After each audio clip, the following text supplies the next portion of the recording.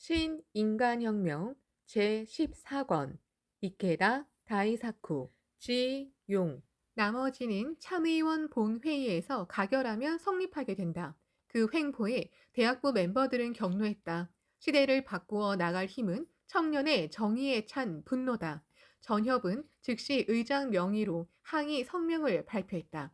이것은 의회제 민주주의를 짓밟는 폭거이며 대학 분쟁의 불길에 더욱 기름을 끼얹는 격일 뿐이다. 법안을 강행 통과시키려는 정부와 자민당의 태도는 실로 학문의 자유를 파괴하는 폭거이며 나아가서는 문화를 파괴하려는 파쇼라고 단정할 수밖에 없다. 우리는 이 대학 입법 저지를 위해 더욱 강하게 투쟁할 것을 국민 여러분께 호소함과 동시에 정부의 횡포에 단호히 항의할 것이다. 또 이튿날 3일 오전에는 강행 처리에 대한 항의 전단을 도쿄, 도내에 있는 주요 7개 역 앞에서 일제히 배포했다. 그런 다음 전협 대표는 국회를 방문해 자민당을 비롯하여 야당 대표들과 회견, 대학 법안 폐안을 요망하는 진정서를 직접 건네고 대학 입법에 단호히 반대한다는 취지를 강하게 호소했다. 더 나아가서 참의원 부의장, 총무처 장관, 교육부 장관에게도 진정서를 직접 전했다.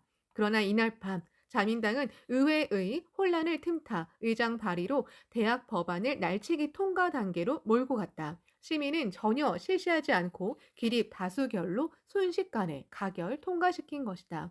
참으로 의석수에 의존한 일방적인 폭거였다. 의회 정치의 아버지라고 추앙을 받은 오자키 유키오는 국회를 의사당은 이름뿐이고 실은 표결당이다라며 한탄했는데 실로 이때도 의사 없는 표결이 진행되었던 것이다. 8월 17일 마침내 대학 운영에 관한 임시조치법이 시행되었다. 이 시점에서 교육부는 국, 공, 사립을 모두 합쳐 66개 학교를 분쟁 학교로 간주하고 이 중에 18개 학교를 이른바 중증 학교로 결정했다. 이 결정으로 당황한 각 대학교는 경찰 기동대를 투입하여 강제로 수업을 재개했다. 제압의 승리는 교육의 패배나 다름없다. 경찰 기동대에 애워싸여 재개된 수업은 도무지 정상화와는 거리가 멀었다. 학생들이 제기한 문제는 무엇 하나 해결되지 않은 채 대학 자치와 학문의 자유만 빼앗기게 되었다. 대학 운영 임시조치법이 시행되자 흉포한 권력에 대처하기 위해서는 이를 능가하는 무력이 필요하다는 이론이 점점 대두되었다. 9월 5일 각 대학교의 전공투 전국학생 공동투쟁회의 약칭와 혁명적 마르크스주의 파를 제외한 반 일본 공산계의 각 파가 합류해 전국적으로 전공투 연합이 결성되었다. 각 파가 여기에 합류한 데는 어느 정당 파에도 소속하지 않은 학생 대중의 힘을 자기 편으로 끌어들이려는 의도가 강하게 작용했다. 이로써 전공투 내부에서 파의 색깔이 강하게 드러나면서 주도권 다툼 등으로 내분도 더욱 격심해졌다. 그리하여 대다수 학생들의 마음은 전공투에서 점차 멀어지게 된다. 순수한 목적에는 심정적인 지지를 보내면서도 무장투쟁이라는 방법의 비인간성과 과격함에 의문을 품게 되었다. 전협의 일원으로서 대학 입법 저지에 힘을 쏟아온 대학부 멤버들은 바로 그 강행 처리에 크게 분노하며 권력의 폭주를 저지할 대규모 운동이 필요함을 통감했다. 또 무엇보다도 이를 계기로 학생 운동의 흐름이 폭력, 실력 투쟁으로 가속화하고 있음을 우려했다. 그렇게 되면 순수한 동기에서 일어나 사회 모순을 지적해 온 운동도 결국은 잔혹한 파괴 행위에 지나지 않기 때문이다. 한시바삐 새로운 학생 동맹을 탄생시켜야 한다. 맞는 말이다. 민중과 함께 투쟁하는 평화적인 학생 운동의 길을 열자. 대학부 멤버들은 힘차게 행동을 개시했다. 학예 강습회의 야외 집회에서 발표했듯이 전협의 멤버가 중심이 되어 학생 동맹 결성을 추진하고 9월 25일에는 결성준비위원회가 발족, 명칭도 신학생동맹, 약칭 신학동이라고 결정했다. 각 대학 캠퍼스에서는 신학동에 감행하는 신청을 접수했다. 신학동이라는 기관지 발간도 결정하고 강령도 만들었다. 마침내 격동의 시대에 드리워진 어두운 밤에 희망의 새 별이 빛나려 하고 있었다. 지용을 겸비한 젊은이가 대학 혁명을 위해 그리고 평화 창조를 위해 드디어 본격적으로 일어섰다. 10월 19일 도쿄 시부야 구 요요기 공원에 신학동이라고 쓰인 흰색 헬멧이 빽빽히 들어찼다. 최북단인 홋카이도와 최남단인 오키나와를 비롯해 각지에서 모인 368개 대학교 7만 5천여 명의 학생들이었다. 중앙에 설치된 무대 위에는 신학생 동맹 결성 대회라는 플래카드가 내걸리고 대회 장소에는 파란색, 빨간색, 노란색, 흰색 등 각 대학교의 각양각색의 깃발이 펄럭였다. 제3의 길 개척하노라. 낡은 권위를 무너뜨려 승리의 스크럼을 짜자. 개회하기 전에 가랑비가 부슬부슬 내렸지만 대회 장소에는 열기가 넘치고 어깨동무를 하고 부르는 발랄한 노랫소리가 드높이 울려 퍼졌다. 비가 그친 오후 1시 대학부 멤버들이 염원해 온 신학동 결성대회의 개회가 선언되었다. 매스컴 관계자는 우선 그 수에 놀란 모양이었다. 당시 학생운동의 동원력은 일본 공산계 약 4만 7천 명과 반일본 공산계 약 4만 2천 명이라고 한다. 따라서 신학동 7만 5천여 명은 학생 집회로서는 최대 규모다. 의장단 선출에 이어 결성준비위원인 메이지대학교 4학년인 오카야마 마사키가 신학동 결성에 이르기까지의 경과를 보고하고 이어서 인사, 규약, 강령을 발표했다. 인사에서는 전역 의장을 맡고 있던 스노다 다다유키가 의장에 취임, 부의장에는 오카야마 마사키와 교토대학교 대학원 석사과정 2학년생인 오타니 히로아키가 그리고 서기장에는 도쿄대학교 2학년생인 무라타 고지가 취임했다. 또 강령은 다음과 같았다. 세계적인 규모로 기존의 체제와 가치관이 붕괴하기 시작했다. 서구적 근대 시민 사회의 산물인 근대 합리주의에 입각한 모든 사상과 철학의 한계를 드러낸 것이다. 그 원인은 근대 합리주의의 인간 부재에 있다. 그것은 인간 본질에 대해 깊이 파악하지 못하고 인간 자신의 변혁을 성취하는 사상과 철학이 되지 못한 데에 현대 사회가 혼란해진 근원이 있다. 우리 신학동은 무엇보다도 인간성을 바르게 파악하고 인간 생명 존중을 제1의로 삼는 생명 철학을 사상적 배경으로 하여 새로운 학생 운동을 전개하고자 하는 바이다. 또한 강령에서는 근대 합리주의가 초래한 온갖 소외 형태와 인간성 상실을 언급하고 오늘날의 대학 혁명의 가장 중요한 포인트는 인간 생명을 지향하는 생명 철학을 기축으로 하여 새로운 인간관계의 바탕을 둔 새로운 학문을 만들어내는 데 있다고 보았다. 그리고 네 가지로 나누어 신학동의 임무를 언급했다. 1. 인간주의에 입각한 무혈 평화 혁명으로 반전 평화를 쟁취한다. 2. 혁명의 주체자인 대중을 광범위하게 결집해 조직하고 더 강력한 대중운동을 영도해 대중과 우리의 손으로 환상에 빠진 민주주의를 고발하고 진정한 민주주의를 수립한다. 3. 인간주의의 바탕을 둔 인간을 위한 새로운 학문을 창조하고 대학혁명을 이룩한다. 4. 위 세 가지 항목을 달성하기 위해 새로운 운동 형태를 스스로 구축한다. 인간주의라는 말이 선명하게 들려왔다. 어디까지나 인간을 근본으로 하는 무혈 혁명의 봉화가 오른 것이다. 지지를 표명하는 박수가 성난 파도와 같이 크게 터져나왔다. 터져나왔고 강령은 승인되었다. 그런 다음 의장에 취임한 스노다 다다유키가 결성 선언을 했다. 스노다는 오키나와 문제, 미일 안보 조약, 대학 입법, 베트남 문제 등을 언급하며 이렇게 역설했다. 1970년대야말로 자본의 논리로 관철된 근대 합리주의 하에 과학기술을 구사하고 대중을 수단시해 온 국가 권력을 타도할 것인가, 그 연명을 용납할 것인가 라는 역사적 분기점을 이루는 때다. 그리고 새로운 사상의 기초를 둔 일대 혁명 세력 결집이 가장 중요한 과제라는 사실을 말하며 이렇게 힘껏 외쳤다. 우리는 다음 세대를 구축할 역사의 주체자임을 자각하여 지금 전국 368개 대학교 12만 명의 학우와 수많은 시민 대중이 연대해 신학생 동맹을 결성할 것을 내외에 선언하는 바이다. 하늘은 두터운 구름에 뒤덮여 있었다. 그렇지만 그 구름을 뚫고 나아가기라도 하듯 천둥 소리 같은 박수 소리가 하늘에 메아리 쳤다. 결성 선언이 선포되자 도쿄대, 와세다대, 오사카대 등 3개 대학교 대표가 열렬한 기획으로 결의를 피력했다. 이어서 서기장에 취임한 무라타 고지가 단상으로 올라갔다. 무라타는 먼저 반전 평화의 1970년대, 새로운 학문 창조의 1970년대, 대중과 함께 투쟁하는 1970년대라는 슬로건을 발표하고 미일 안보의 문제점을 논하며 오키나와의 무조건적인 즉각 반환, 북방 영토 반환, 주일 미군 기지 철거, 세계 각국과 평화 우호 조약 체결, 중일 국교 회복 등의 투쟁 방침을 말했다. 참가자들은 찬동하는 박수로 이를 채택했다. 마지막에는 7만 5천여 명이 함께 소리를 맞춰 외친 커다란 구호가 주변의 숲에 울려 퍼졌다. 우리는 투쟁한다. 새로운 학문 창조의 장을 만들자. 이에 자유주의와 공산주의라는 두 사상을 지향하는 인간주의에 입각한 학생 운동이 새로운 제3의 길을 건설하기 시작하였다. 그것은 일본 공산계, 반일본 공산계라는 지금까지 학생 운동의 범위를 초월한 발상을 달리하는 독자적인 운동이며 그런 의미에서도 스튜던트 파워, 학생의 힘에 제3의 길을 제시했다고 할 수 있다.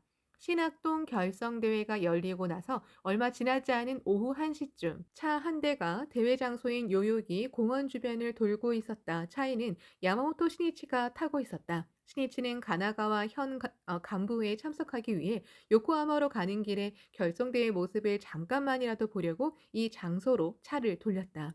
공원에는 밀어닥친 학생들로 꽉 차 있고 각양각색의 깃발이 휘날리고 있었다. 힘찬 구호 소리가 차 안으로도 들려왔다. 신이치는 동행한 간부에게 말했다. 참가자 수가 엄청나군요. 대학부가 드디어 일어섰군. 사회를 위해 무엇을 할 것인가? 실은 그 점에 종교의 커다란 의의가 있습니다. 이로써 새로운 시대의 막이 열리게 되는군요. 폭력으로 치달은 학생 운동에 수많은 학생들이 말려들면 시대는 지극히 위험한 방향으로 휩쓸려 버립니다. 이를 방지하는 진정한 학생 운동의 조류를 만들지 않으면 청년이 불쌍해집니다. 그렇기 때문에 나는 신학동에 기대를 걸고 싶습니다. 신이치는 차창 너머로 하늘을 보더니 걱정스러운 듯이 중얼거렸다. 금방이라도 비가 쏟아질 것 같군. 모두들 감기에 걸리지 않아야 할 텐데. 신이치는 작은 목소리로 제목을 불렀다. 무사고와 대성공으로 끝나기를 기원하는 창제였다. 대회 장소인 요요기 공원 주위를 차가 한 바퀴 돌자 신이치는 운전하는 청년에게 한 번 더 돌도록 부탁했다. 천천히 느린 속도로 달리는 차 안에 신이치가 있는 것을 어느 누구도 알아차리지 못했다. 신학동 결성에 관한 뉴스는 즉시 텔레비전으로 방송되었다. 가나가와 본부에 도착한 신이치도 그 뉴스를 동행한 간부와 함께 보았다. 모두 의기양양하구나. 대규모 집회가 되었군. 그러고 나서 먼 곳에서 온 학생들의 숙박 장소며 식사비나 교통비는 괜찮은지를 묻는 등 어디까지나 학생들을 염려하는 신이치였다. 그 후에 학생운동은 야마모토 신이치와 대학부 멤버가 걱정했듯이 격렬한 무장 투쟁으로 돌입했다. 무기를 빼앗기 위해 파출소를 습격하거나 쇠파이프, 폭탄 등을 사용하는 파, 섹트도 있었으며 군사훈련을 실시하는 파도 있었다. 그리하여 이듬해인 1970년 3월 31일에는 적군파가 북한으로 군사훈련을 받으러 가기 위해 일본 항공기 요도호를 납치하는 사건이 일어났다. 운동권 학생들 간의 내분도 많이 발생했다. 일본 공산계와 반일본 공산계 학생들의 분쟁은 물론이고 주도권을 둘러싸고 반일본 공산계의 파벌 다툼도 격심해졌다. 또한 의견이나 운동 방침이 달라 파, 섹트는 세분화해 서로 으르렁거리고 사소한 분쟁이 다반사가 되었다. 보복을 위한 습격도 반복되었다. 이러한 사건이 빈발함에 따라 경찰 당국의 감시와 추적도 더욱 엄해져 과격파 학생들은 정신적으로도 막다른 지경에 몰리게 되었다. 스파이나 배신으로 인한 밀고를 두려워한 나머지 의심이 증폭되어 파 내에서 사문, 조사하여 캐물음하거나 린치를 가하는 사건도 적지 않았다. 폭력으로 치달은 파 중에서 가장 처참한 말로가 연합 적군 사건이었다. 연합 적군, 학생과 노동자의 과격파와 적군파가 합류한 그룹은 1971년 7월에 결성되었다.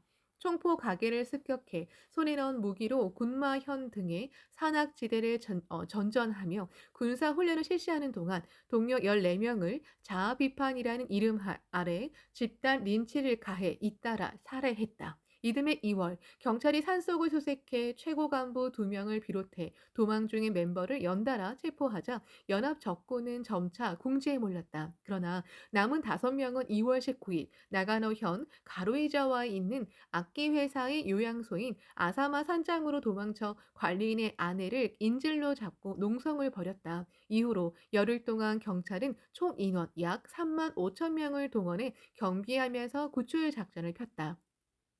28일 마침내 경찰 측은 강행 돌파를 결행, 큰 철구를 기중기로 달아 올려 산장의 벽을 부쉈다. 그리고 총격전 끝에 전우를 체포하고 인질을 구출했다. 그렇지만 이 공방전에서 경찰 측은 2명이 사망하고 12명이 중경상을 입었다. 최고 학부인 대학교에서 공부한 자들이 혁명의 정의를 내걸고 행한 참으로 잔악무도한 사건이었다. 러시아의 문호 도스토예프스키는 악령이라는 작품에서 혁명가인 한 청년에게 주의와 인간성, 이는 여러 가지 점에서 완전히 다른 두 가지인 것 같다라는 생각을 품게 한다.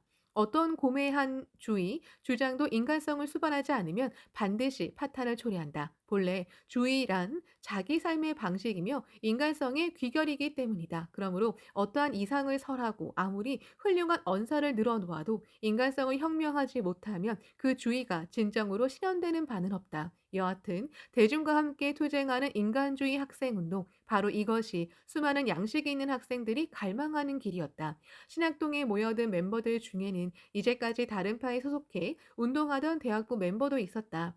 도쿄의 사립대학교 학생 운동 데스오도 어느 한 파의 일원으로 학생 운동을 계속해온 한 사람이었다. 그렇지만 격렬한 무장 투쟁으로 발전하자 의문과 운동의 한계를 느끼고 그 파를 떠났다. 운노는 오사카에서 태어나 주코쿠 지방의 중소도시에서 자랐다. 시를 좌지우지하는 것은 어느 금속 관계의 대기업으로 그 공장을 중심으로 도시가 형성되었다. 시장도 시의회, 의원 대다수도 이 기업에 충실한 하인이나 다름없었고 계열회사나 반상회와 같은 조직을 이용해 도시의 지배구조라고 할 만한 것이 만들어져 있었다.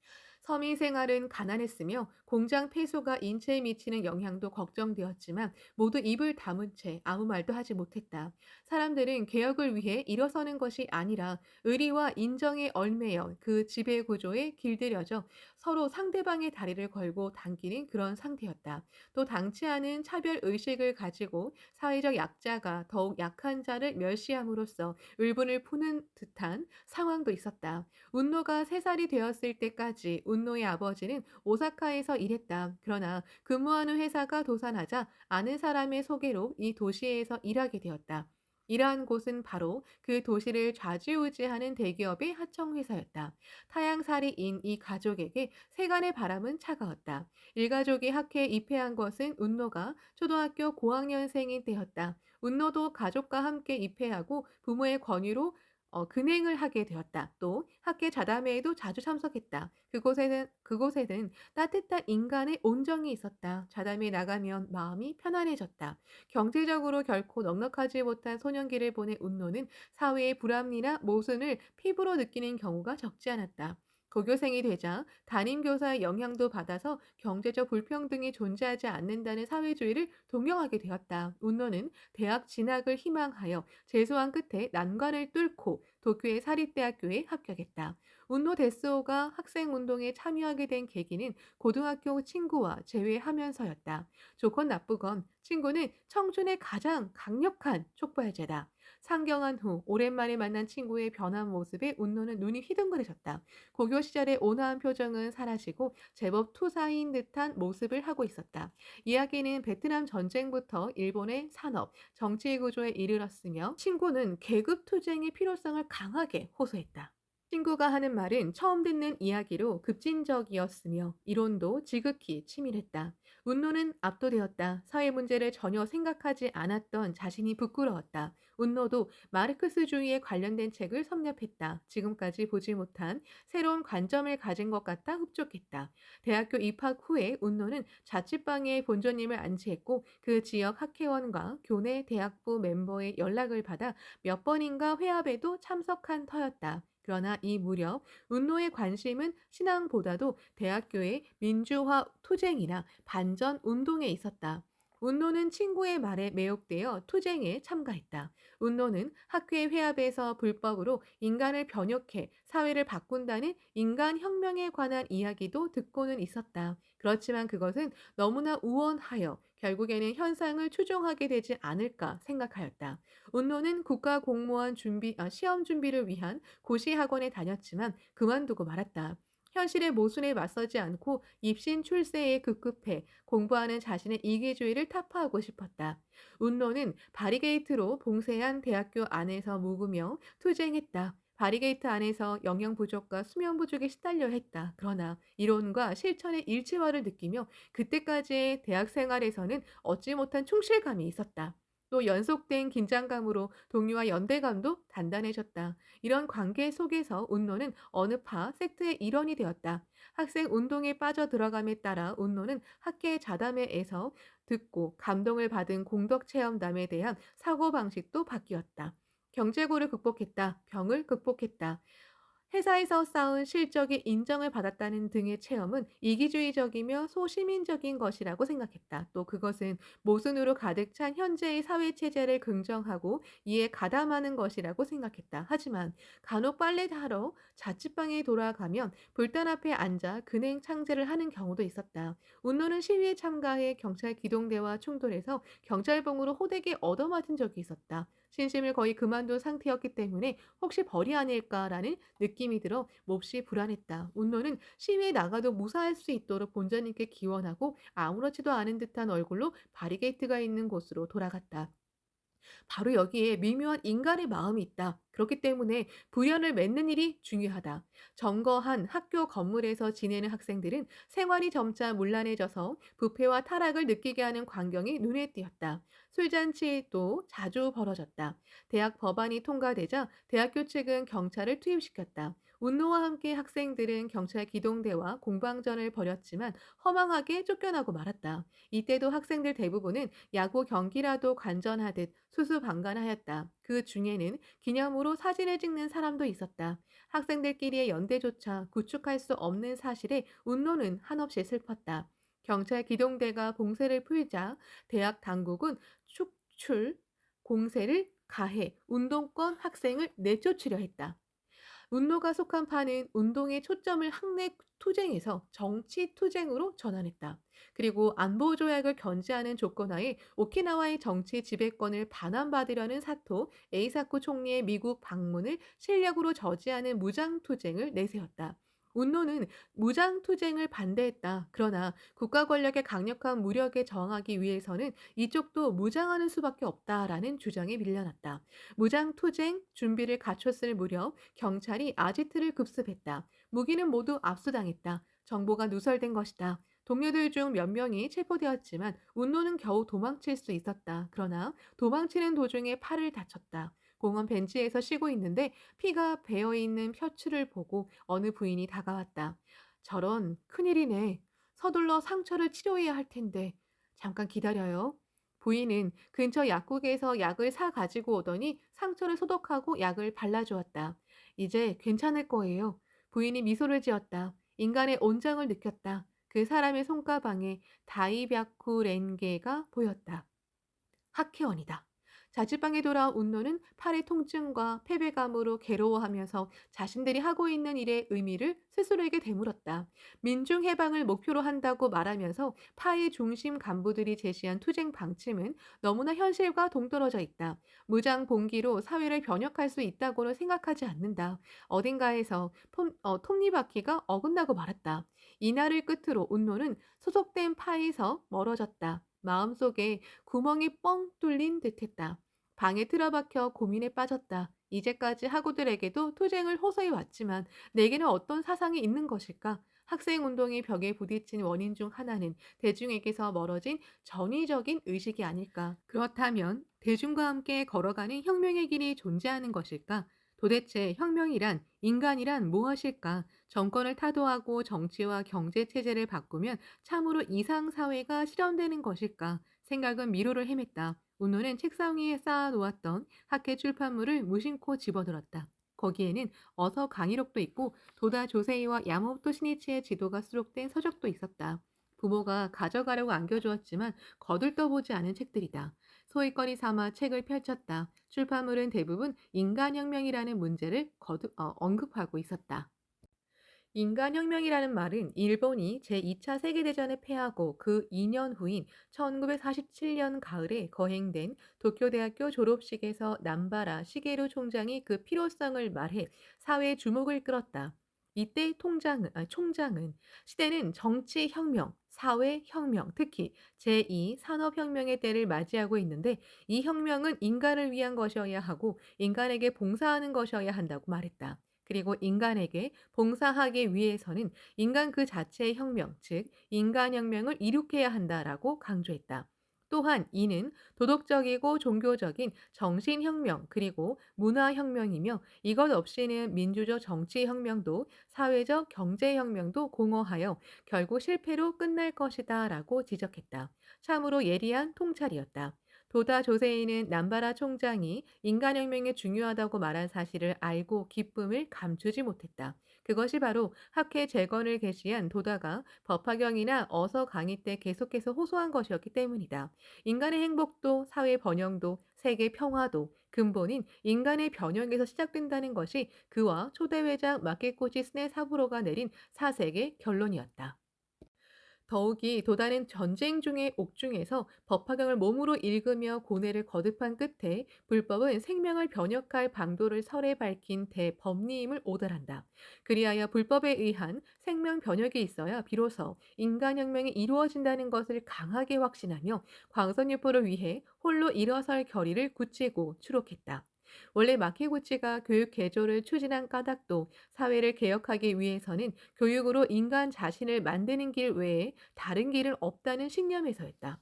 마키구치는 창가 교육학회를 창립한 1930년 11월 교육 잡지 환경에 창가 교육학 서론이라는 제목으로 다음과 같이 기술하였다. 세상은 정치, 경제, 예술 등 각 분야를 통해 근본적인 개혁과 진전을 교육의 힘에 기대하려 한다. 사회적 모순과 갈등을 해결하는 것은 근본적인 인간성 개조의 문제며 인간성 개조의 종국적인 역할을 하는 것은 결국 교육이 담당해야 할 것이라고 본다. 마키고시는 그 후에도 1935년 12월에 사회 개혁에 대해 언급하며 결국 종교혁명으로 마음의 근본부터 다시금 고쳐 세우지 않으면 일체 인사, 인간사회에 일어나는 모든 일의 혼란은 영구히 다스리지 못할 것이다 라고 기술했다. 사회개혁을 위해서는 니치렌 대성의 불법으로 인간의 마음을 근본부터 바로 세우는 것, 즉 표현만 다를 뿐 인간혁명밖에 없다는 것이 창가 아버지인 마키구치의 일관된 생각이었다. 남바라 시게루 총장의 주장은 마키구치와 도달하는 창가의 사제가 호소하고 관철한 사상에 공명했다. 단 도다 조세이는 그 인간혁명을 실현하기 위해서는 불법에 의하는 길 외에 다른 길이 없다는 것을 총장에게 강력히 호소하고 싶었다. 원래 불법은 인간의 내면을 바꿈으로써 세계를 바꾸어 간다는 천리다. 니트렌 대성인께서는 이렇게 말씀하셨다. 중생의 마음이 더러워지면 토도 더러워지고 마음이 깨끗하면 토도 청정하다고 해서 정토라 하고 예토라 함도 토에 둘의 차이가 없으며 어서 384쪽. 토는 자신이 사는 사회와 자연 환경이다. 그것이 깨끗한지 더러운지 그 근본 원인은 인간의 마음이 청정한지 더러운지에 따른 것으로 그 환경 그 자체에는 원래 정토나 예토라고 하는 차이가 없다는 말씀이다. 즉 사회 변혁의 요체는 인간 자신의 일념 혁명에 있다는 진함이라 하겠다. 운노 데스오는 인간혁명이라는 말을 학계 회합 등에서 자주 들었지만 그 내용에 파고 들어가 고찰한 적은 없었다. 그러나 학계 출판물을 읽으면서 그 깊이에 놀랐다. 불법이 설하는 일념 삼천, 의정, 불의 등의 법리도 생명이란 무엇인지를 설에 밝혀서 인간혁명의 원리를 제시했다는 사실을 비로소 이해할 수 있었기 때문이다. 또 운노는 운동에 참가하면서 인간 그 자체가 이기주의고 무자비라면 혁명은 성공해도 사회는 결코 좋아질 리 없다는 생각을 강하게 했다. 그런 만큼 지금 인간혁명의 필요성을 통감했다. 불법은 설한다. 자기 내면의 탐, 욕심부림, 진, 노여움, 치, 어리석음의 삼독이라는 번뇌가 인간을 불행하게 하는 근본 원인이다. 그리고 이를 타파하는 대우주 근원의 힘이자 존귀하게 그지없는 생명의 부처다. 불법은 그 부처의 생명을 만인이 갖추고 있다고 가르친다. 부처의 생명이란 요약해 말하면 최고의 자비, 최고의 지혜의 작용이며 모든 생명 활동의 원천이다. 이 부처의 생명을 용연하는 것이 고뇌와 욕망 등의 지배되어 농락당하는 자신을 극복해 본래의 자기를 확립하는 원동력이 된다. 자기 마음속의 부처를 용연해 부처의 경애를 확립하는 것이 일생성불, 즉 절대적 행복 경애를 향한 길이며 인간혁명의 궁극적인 목적이다. 그럼 어떤 방법으로 이것이 가능한가? 니지엔 대성인께서는 말법의 일체 중생을 위해 대우주 근원의 법인 부처의 대생명을 본尊임으로 도연하셨다. 이 본尊임을 신수해 일체 중생의 구제를 사명으로 여기고 꿋꿋이 살아가는데 부처의 생명을 여는 유일한 길이 있다. 운노 데스오는 학회의 출판물을 며칠째 계속해서 숙독했다. 앞이 꽉 막혔던 정신적인 캄캄한 밤에 빛이 비치는 듯했다. 만인이 부처의 생명을 갖추고 있다는 것은 국가와 민족 등을 초월한 생명의 존엄과 인간의 평등을 뒷받침하는 원리가 아닌가. 또 불법의 법리를 기본으로 한 생명 변혁, 경애혁명은 도덕과 자기개발 그리고 의식개혁이라는 차원보다 훨씬 깊고 치밀하다. 이것이다. 내가 구하던 사상이 이토록 가까이에 있었어. 운노는 소리 높여 외치고 싶은 충동에 사로잡혔다. 이 무렵 그 지역에 학회원이 찾아왔다. 오랜만에 얼굴을 내민 학회의 회합은 밝고 명랑함으로 가득 차 있었다. 모두가 잘 돌아왔어요 라며 따뜻하게 맞아주었다. 운노는 자진해서 학회 활동에 힘썼다. 그러한 속에서 운노는 감동적이라고 할 수 있는 몇 가지를 발견한다. 우선 운노는 아직껏 들어본 적이 없는 대중운동의 크나큰 조류가 학회에만 있다는 사실을 깨달았다. 학회는 직업도 연령도 사회적으로도 다른 사람들이 광선유포라는 세계의 평화와 인류의 행복을 실현하기 위해 밤낮으로 열심히 힘써 활동하고 있다. 자영업 사장이 있는가 하면 대기업 임원도 있다. 공장 노동자가 있는가 하면 상점에서 일하는 사람도 전업주부도 학생도 있다. 이들이 서로 대립하는 것이 아니라 같은 목적을 향해 사이좋게 단결해 전진하고 있다. 거기에는 전위와 대중 사이에 괴리감이 없었다. 굳이 말하자면 가장 보수적이고 타인에게 의존하며 추종하기 쉬운 부인부가 학교에서는 대개 전위 역할을 맡고 있었다. 운노는 부인부가 전체를 촉발시켜 견인차 역할을 하는 사실에 놀랐다. 또 학회 활동은 생활인에 입각해 늘 개개인의 구체적인 고뇌를 똑바로 직시하는 데서 출발하고 있다.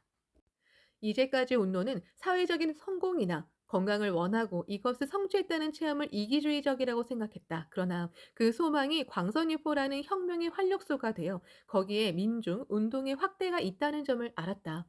운노는 혁명가로 살아가는 것과 자기 행복은 상반된 것이라고 생각하던 터였다. 그러나 자타 함께 행복을 구축하는 것이 불법 본연의 모습이라고 했다. 또 학회원은 자주 번뇌즉 보리라는 말을 했다. 불법은 번뇌, 다시 말해 욕망 등을 부정하는 것이 아니라 신앙에 힘쓰고 광선유포라는 목표를 위해 꿋꿋이 살아가는 가운데 그것이 보리, 즉 인간 완성을 위한 원동력이 된다고 한다. 사실 날마다 학회원이 많은 공덕의 체험을 쌓으면서 희망과 기쁨에 넘쳐 벗을 위해 사회를 위해 동분서주하는 모습이 그것을 말해주었다. 요컨대 창가학회 운동에는 개인의 행복 추구와 혁명의 이상이 지구가 자전하면서 공전하듯이 아무런 모순도 없이 공전에 연동하고 있다.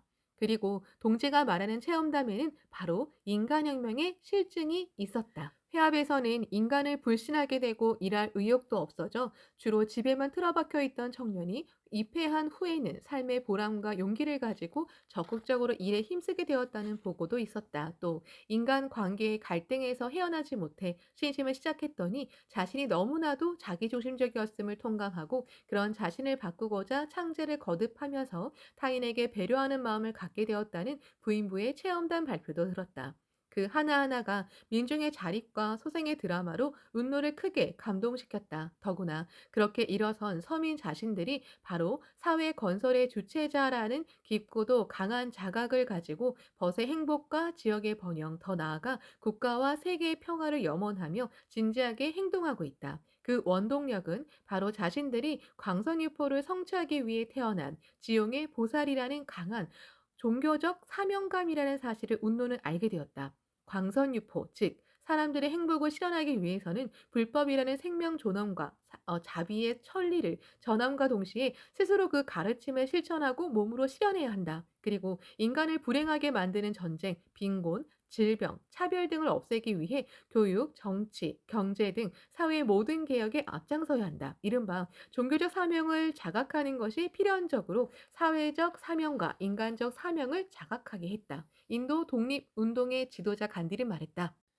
나는 인간의 활동에서 유리된 종교는 알지 못한다. 종교는 다른 모든 활동의 도의적인 기초를 제공해야 한다. 그 기초를 빠뜨리면 인생은 의미가 없는 소음과 노기의 미궁으로 바뀌고 말 것이다. 운동은 학계 운동으로 민중이라는 대지가 움직이기 시작했다고 느꼈다. 이에 비해 자신들은 대단한 투쟁을 전개한다고 착각하고 있었지만 이는 그저 나무의 작은 가지 끝을 정색하며 흔드는 것에 지나지 않았다고 생각되었다. 학생운동 제3회기를 열기 위해 신학생 동맹이 결성되었다는 소식을 들은 운노 데스오는 자진하여 이 운동에 참가한다. 신학동은 1970년 6월에 미일 안보조약 기한이 만료되는 데서 안보의 자동 연장에 반대하면서 세계 각국과 평화 우호 조약을 체결하고 오키나와를 즉각 무조건 전면 반환하라는 요구를 내걸고 항구적으로 평화를 실현하는 길을 모색하며 운동을 전개했다. 1970년 안보조약 문제 이후 학생운동은 그 기세가 급속히 약해졌지만 신학동은 인간주의 입장에서 인권을 지키기 위해 공해 같은 환경 문제에도 적극적으로 임했다. 그렇지만 시대가 변화하면서 대중운동 추진이라는 신학동에 요청되는 역할도 바뀌어 새로운 시대를 창조하는 이론 집단으로서 사명을 담당했다. 그리하여 새로운 인간주의 선구자로서 중책을 완수한 신학동은 결성 10여 년이 경과한 1980년대 초반에 해산했다. 대학부 멤버는 이 활동을 통해 불법자로서 사회 여러 문제를 어떻게 파악하고 어떻게 행동해야 하는지를 진지하게 생각하며 시행착오를 거듭했다.